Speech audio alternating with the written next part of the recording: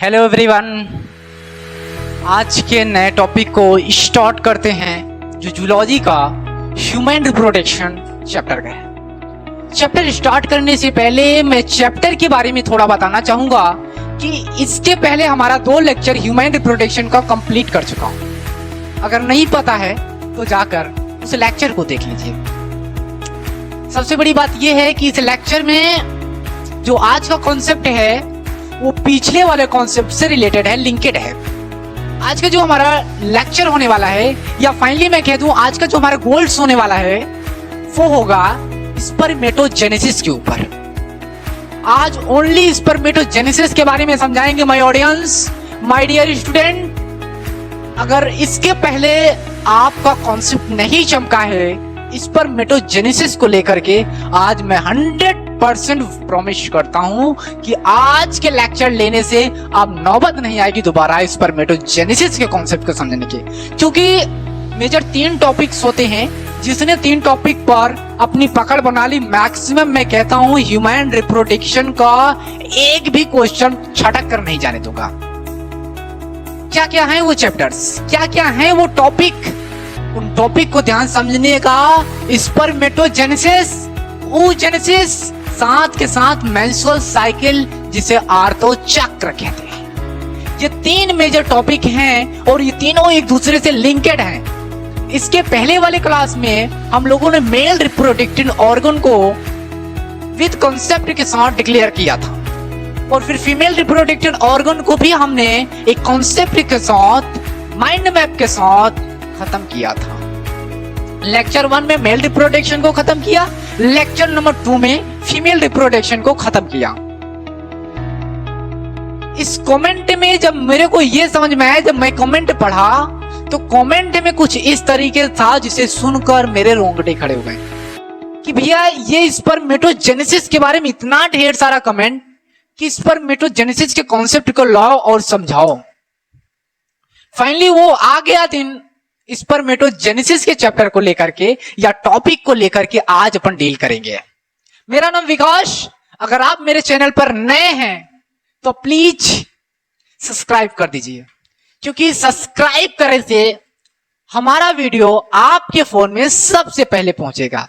नीचे दिए गए लिंक पर आप कमेंट भी कर सकते हैं, साथ के साथ जो आ रहा है या नहीं आ रहा है वो कमेंट भी आप कर दीजिए। अगर अच्छा लग रहा है क्लास, तो बेनिफिट हो रहा है आपका, तो लाइक कीजिएगा, वरना शेयर जरूर कीजिएगा। ठीक है, चलिए ठीक है, ज्यादा से ज्यादा लोगों तक आप पहुंचाइए ताकि हम आपके कांटेक्ट में, आप हमसे कांटेक्ट में। कोई भी डाउट होता है तो आप कमेंट में जरूर लिखिएगा। ठीक है, आज के विदाउट टाइम वेस्ट किए आज के अपने गोल को डिसाइड करते हैं। व्हाइट बोर्ड पर आपको दिख रहा होगा आज का गोल, जिसमें है स्पर्मेटोजेनेसिस। स्पर्मेटोजेनेसिस के अंदर हम स्पर्मेटोसाइटोजेनेसिस के बारे में बताएंगे और स्पर्मियोजेनेसिस के बारे में बताएंगे। ये दोनों का फाइनली मतलब क्या है, स्पर्मेटोजेनेसिस और स्पर, समझिएगा। पहला हमारा मेजर टॉपिक ये रहा है, कंसेप्ट नंबर 1, या मैं यूं कह दूं स्पर्मेटोजेनेसिस। स्पर्म इधर से समझाते हैं ताकि ज्यादा आपको समझ में आ जाए, जगह भी मिल जाए हमको। पहला हमारा मेजर टॉपिक है स्पर्म, स्पर्मेटोजेनेसिस। स्पर्मेटोजेनेसिस ये हमारा पहली हेडिंग्स है। स्पर्मेटोजेनेसिस का मतलब होता है शुक्राणु जनन। हिंदी में भी समझा दे रहा हूं, शुक्राणु जनन। अब फाइनली ये क्या होता है, स्पर्मेटोजेनेसिस के बारे में थोड़ा सा मैं समझाने की कोशिश कर रहा हूं कि ये बात फीमेल में भी होता है, मेल में भी होता है। फीमेल में oogenesis होता है, मेल में स्पर्मेटोजेनेसिस होता है। स्पर्मेटोजेनेसिस का मतलब होता है स्पर्म के बनने के प्रोसेस को, प्रोसेस, प्रक्रिया। यहां लिख दे रहा हूं, स्पर्म के बनने की प्रक्रिया को, स्पर्म के बनने की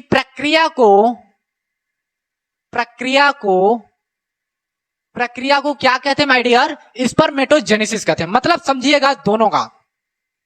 एक मैंने बताया, एक एक स्टेप बता रहा हूं ध्यान से। स्पर्मेटोजेनेसिस वर्ल्ड में ही मैक्सिमम स्टूडेंट कंफ्यूज होते हैं। स्पर्मेटोजेनेसिस और एक होता oogenesis। ये स्पर्मेटोजेनेसिस मेल में होता है, यानी नर में होता है, मनुष्य में होता है। और इस फीमेल में oogenesis होता है, मतलब ओवम बनने के, अंडाणु बनने के प्रोसेस को हम क्या कहते हैं, oogenesis कहते हैं। और शुक्राणु के बनने की प्रोसीजर को अपन लोग स्पर्मेटोजेनेसिस कहते हैं।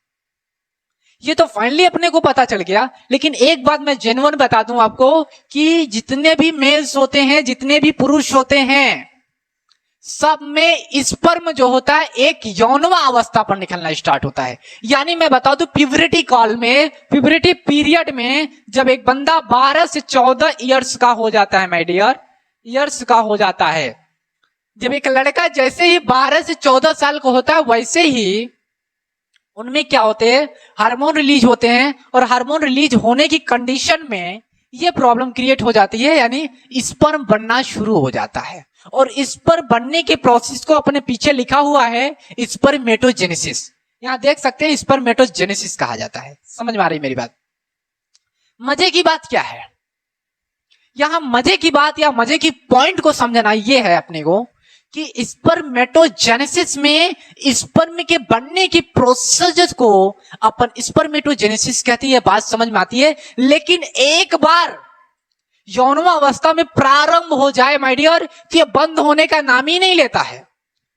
मैं बता दूं कि यौनवा अवस्था से लेकर के ये पूरी डेथ तक पीरियड चलता रहता है। और डेथ जब तक एक पुरुष की हो नहीं जाती है, तब तक उसमें स्पर्म निकलता है। यानी मेरे कहने का मतलब है, एक बार चालू होगा तो बंद नहीं होगा। यही दूसरी तरफ देखोगे, फीमेल में देखोगे, तो फीमेल में क्या होता है, एक्चुअली में oogenesis होता है, उसमें ओवम निकलते हैं, ओवरी से ओवम निकलता है, वहां भी साइकोलॉजी है। मैंने पिछले कुछ बताया। इसी के बाद वाला ही टॉपिक है oogenesis का, जो बहुत डिफिकल्ट लगता है मैक्सिमम स्टूडेंट को। लेकिन मैं बता दूं, जिसको स्पर्मेटोजेनेसिस समझ में आ गया ना, उसको oogenesis भी ऑटोमेटिक समझ में आ जाएगा। I will most important.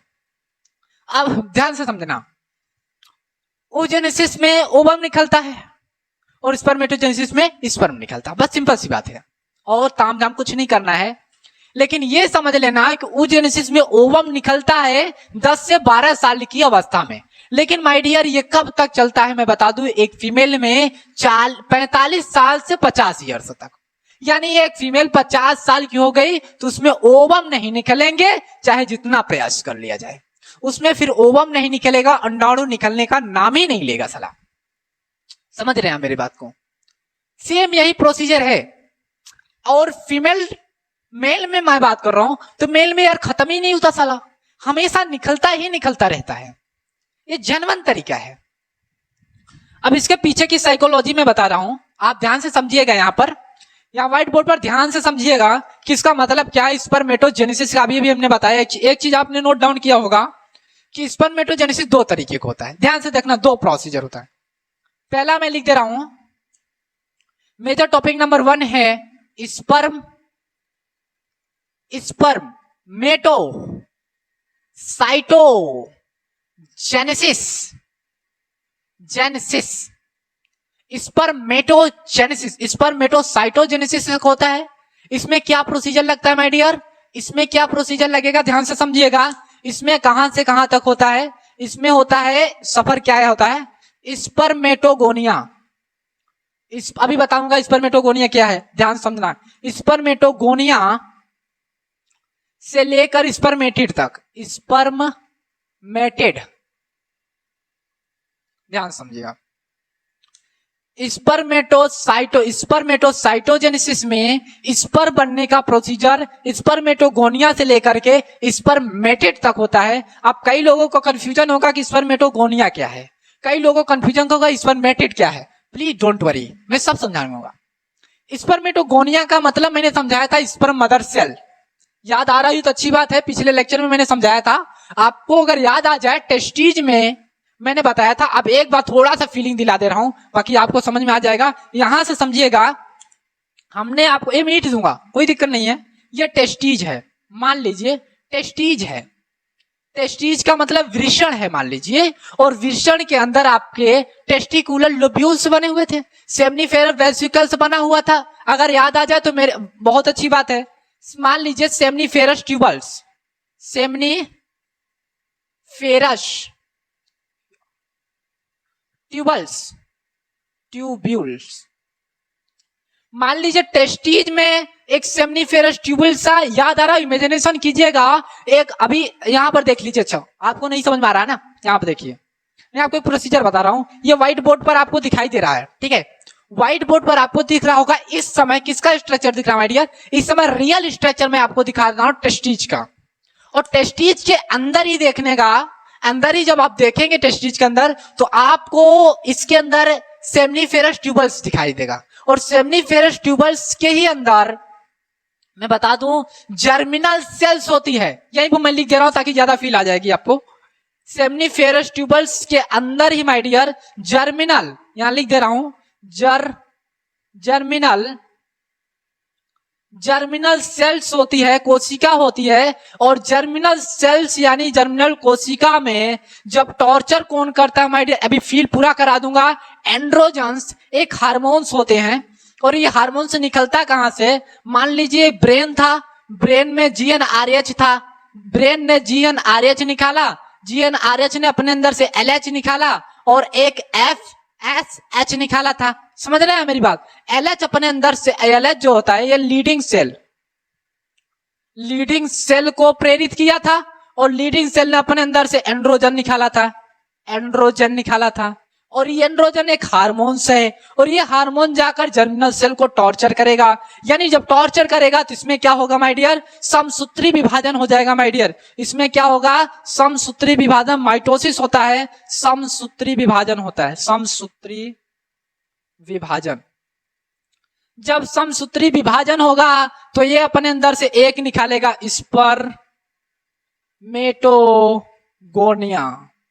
Spermatogonia निकालेगा। आप फील कीजिएगा, आपको मैं एहसास दिला दे रहा हूं कि उसमें मैंने जब टेस्टीज पढ़ा रहा था, थोड़ा सा फील लाना पड़ेगा उसके लिए ना।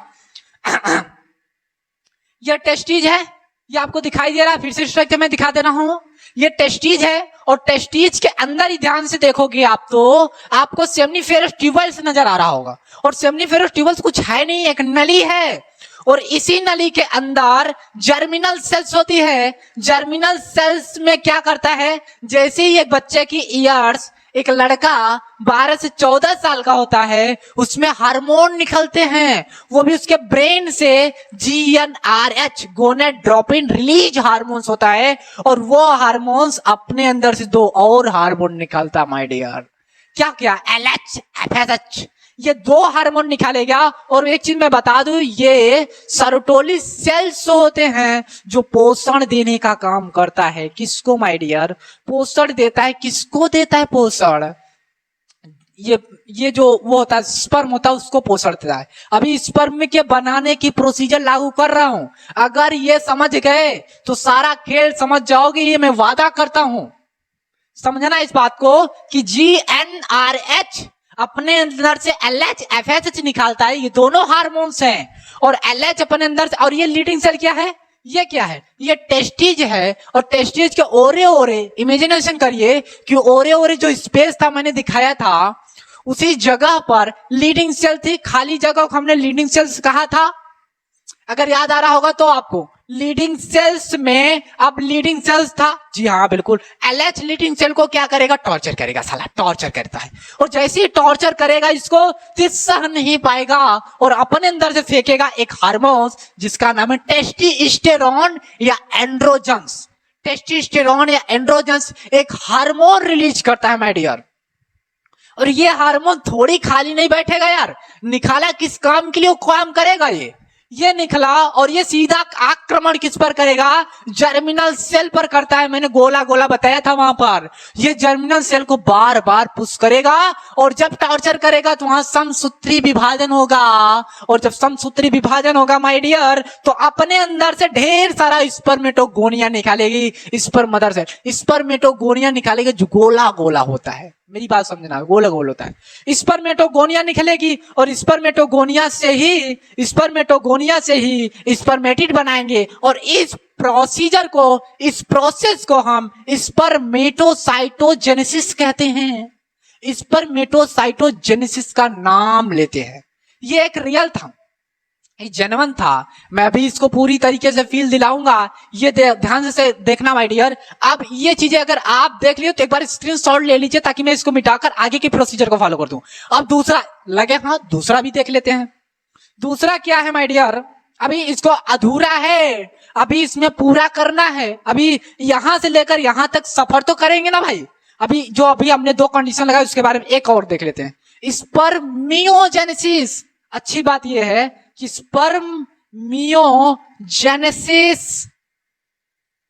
स्पर्मियोजेनेसिस और स्पर्मियोजेनेसिस में माय डियर क्या होता है, ध्यान से समझिएगा। स्पर्मियोजेनेसिस में प्रोसीजर क्या क्या लागू हो जाता है। यहां क्या होता है,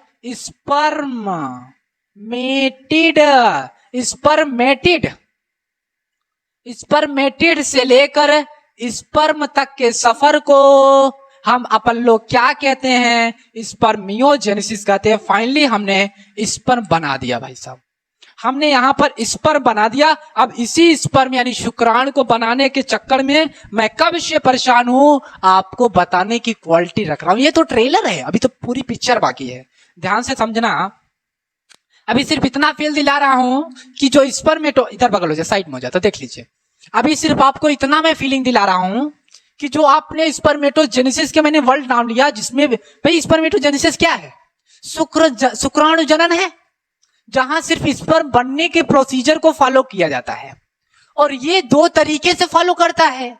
एक तो स्पर्मेटोगोनिया से लेकर स्पर्मेटिड तक के सफर को हमने क्या बोला, हमने बोला स्पर्मेटोसाइटोजेनेसिस बोल दिया। और एक था स्पर्मेटिड से लेकर के स्पर्म तक के सफर को माय डियर क्या बोला, स्पर्मियोजेनेसिस बोल दिया। ये बात बहुत कॉन्सेप्ट है। अब ये लॉन्ग प्रोसीजर होता है, ये शॉर्ट प्रोसीजर होता है। पहले अपन इसके बारे में पढ़ते हैं, फिर इसके बारे में पढ़ेंगे। कोई प्रॉब्लम है क्या? नहीं, चलिए स्टार्ट करते हैं। अगर आप एक बार स्क्रीनशॉट ले लिए हैं तो हम कंटिन्यू करते हैं। It's okay. आई होप आप इस चीज को स्क्रीनशॉट ले चुके। अच्छा, अब कोई ये नहीं बोलेगा, अभी सारा खेल स्पर्मेटोगोनिया का आएगा। अब कोई साला ये नहीं बोलेगा कि अपने को स्पर्मेटोगोनिया समझाओ। यहां पर सारी प्रोसीजर मैंने लागू कर दिया है, एक बार पुनः रिवीजन करा दूंगा, टेंशन नहीं है, ठीक है। आइए इसको हटाते हैं माय डियर और पूरे प्रोसीजर को फॉलो करते हैं, ठीक है।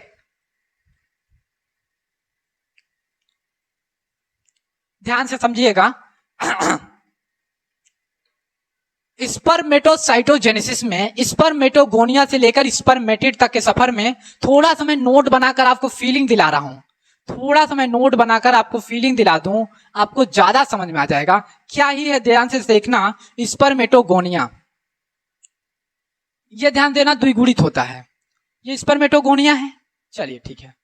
यहां से यहां प्रोसीजर भाग लेता है और एक गोला यहां बना दिया, मान लीजिए कि यहां बने, ये भी स्पर्मेटोगोनिया ही है।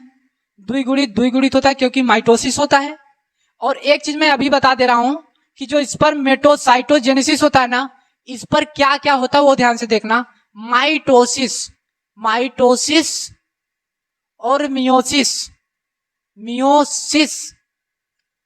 में फर्स्ट भी होगा, मियोसिस में सेकंड भी होता है। यानी समसूत्री विभाजन भी होगा और अर्धसूत्री विभाजन में फर्स्ट सेकंड दोनों होंगे। यानी मियोसिस भी, माइटोसिस भी होगा, मियोसिस भी होगा। मियोसिस फर्स्ट, मियोसिस सेकंड, दोनों के प्रोसीजर अपन फॉलो करेंगे।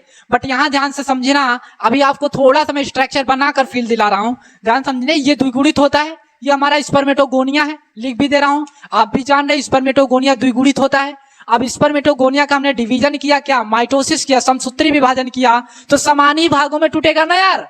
और जब समान भागों में टूटा तो फिर समसूत्री विभाजन किया तो माय डियर ये बन गया, ये बन गया, और फिर समसूत्री विभाजन किया तो ये बन गया, ये बन गया। ये भी द्विगुणित है, ये भी द्विगुणित है, ये भी द्विगुणित है और ये भी द्विगुणित है। ये सारे चीज को हमने क्या कह दिया माय डियर, स्पर्मेटोगोनिया बोला, स्पर्मेटोगोनिया बोल दिया my dear. Sperm mother cell, spermatogonia. एक चीज आपने नोट डाउन कर रखे हैं कि स्पर्मेटोगोनिया को मेंटेन करने का काम किसका होता है, माइटोसिस का होता है। मेंटेन करने का, यहां से हम पॉइंट लिखने का, मेंटेन करने का काम किसका होता है माय डियर, स्पर्मेटोगोनिया को मेंटेन कौन करता है, माइटोसिस करता है। मजे की बात जानते हो क्या है ये माइटोसिस द्विगुणित होता है, द्विगुणित होता है। द्विगुणित यानी क्रोमोसोमल में देखेंगे, क्रोमोजोम देखेंगे। अगर इस कंडीशन में हम क्रोमोजोम की बात करेंगे, क्रोमोजोम, अगर क्रोमोजोम का प्रोसीजर फॉलो करेंगे तो 46 क्रोमोजोम होते हैं, सभी को पता है। 2n का मतलब 46, जिसमें क्या होगा माय डियर 44 प्लस XY होते हैं, ये होते हैं 44 प्लस XY होते हैं। द्विगुणित की कहानी मैंने बताई है, अभी ध्यान समझना। अभी क्या होने वाला है ध्यान से समझिएगा, मजा ही आ जाएगा। अभी ध्यान से समझिए, मजा ही आ जाएगा। क्या है ध्यान से समझना है भाई। एक चीज इधर ध्यान से समझे, मान लीजिए यहाँ GnRH है, मैं मान लिया ये हार्मोन है ठीक है ना। पिट्यूटरी मतलब एक यौनावस्था में GnRH अपने अंदर अग्रपीयूष ग्रंथि लिख देते हैं। क्या दिक्कत है? कोई दिक्कत नहीं, अग्रपीयूष ग्रंथि डायरेक्ट मानो, अग्रपीयूष ग्रंथि, अग्रपीयूष ग्रंथि से निकला GnRH। अब पूरी फिल्ला दूंगा। अग्रपीयूष ग्रंथि से GnRH निकला और GnRH अपने अंदर से निकाला डबल हार्मोन, एक निकाला था SMF निकाल दिया, मान लीजिए एक LH निकाल दिया, ठीक है। अब ध्यान से समझना, LH जो है ये लीडिंग सेल को टॉर्चर करेगा, है कि नहीं? ये लीडिंग सेल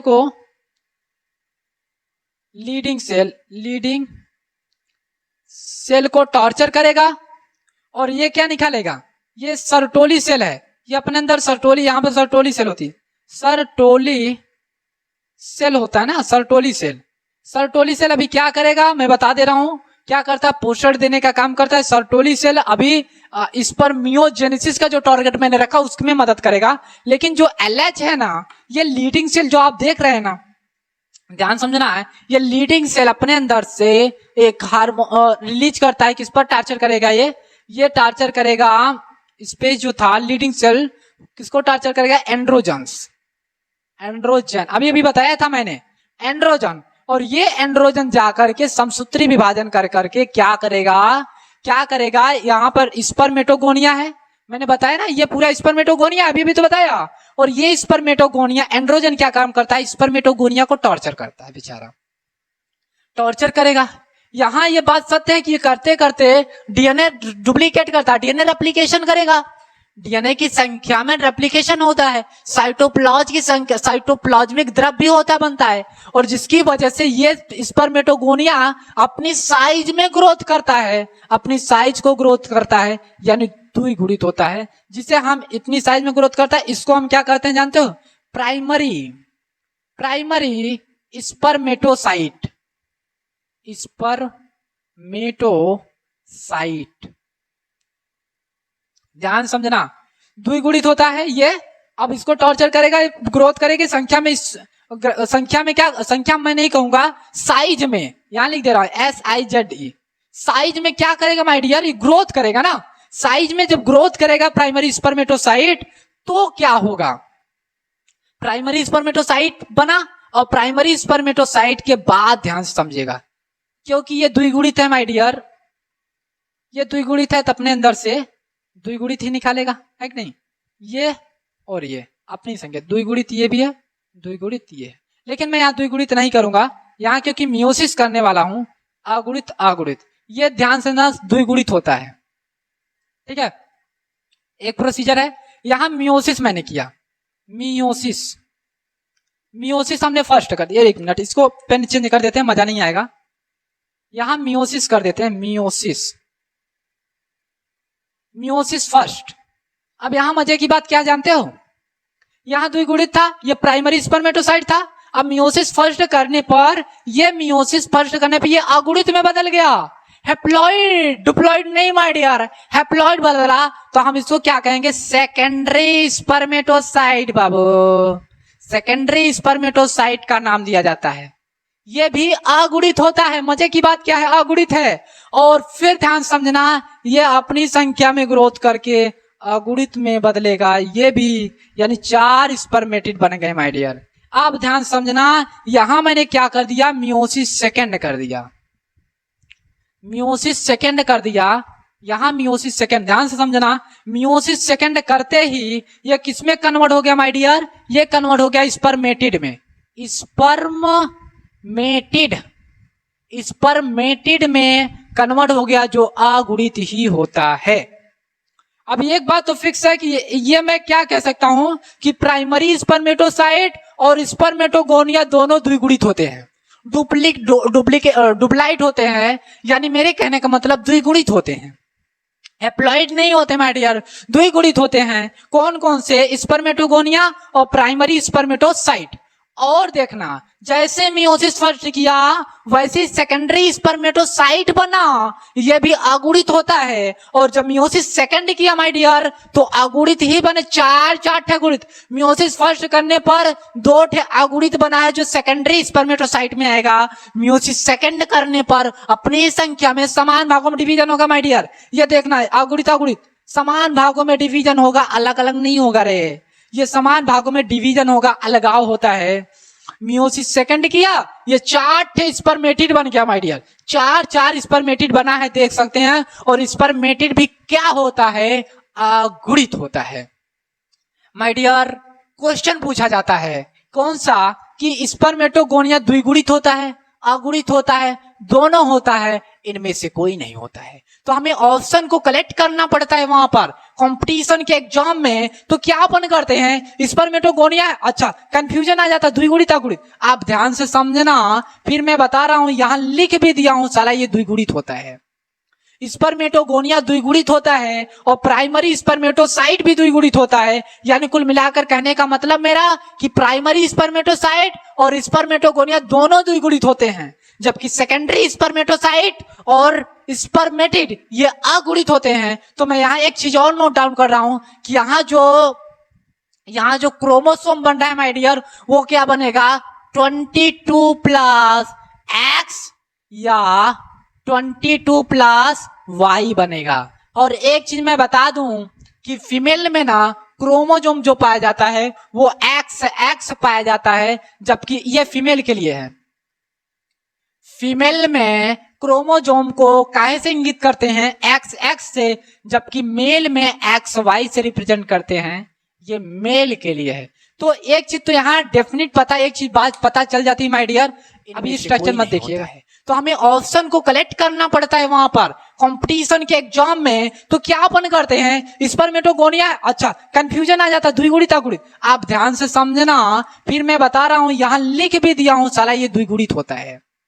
स्पर्मेटोगोनिया द्विगुणित होता है और प्राइमरी स्पर्मेटोसाइट भी द्विगुणित होता है। यानी कुल मिलाकर कहने का मतलब मेरा कि प्राइमरी स्पर्मेटोसाइट और स्पर्मेटोगोनिया दोनों द्विगुणित होते हैं, जबकि सेकेंडरी स्पर्मेटोसाइट और स्पर्मेटिड ये अगुणित होते हैं। तो मैं यहाँ एक चीज और नोट डाउन कर रहा हूं कि यहाँ जो क्रोमोसोम बन रहा है माय डियर, वो क्या बनेगा?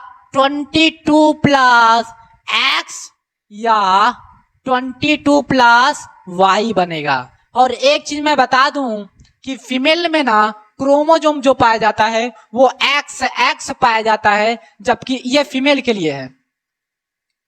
फीमेल में क्रोमोसोम को काहे से इंगित करते हैं? एक्स से, जबकि मेल में एक्स वाई से रिप्रेजेंट करते हैं, ये मेल के लिए है। तो एक चीज तो यहाँ डेफिनेट पता, एक चीज बात पता चल जाती है माय डियर। अभी ये स्ट्रक्चर मत देखिएगा, ओके? ये स्ट्रक्चर अभी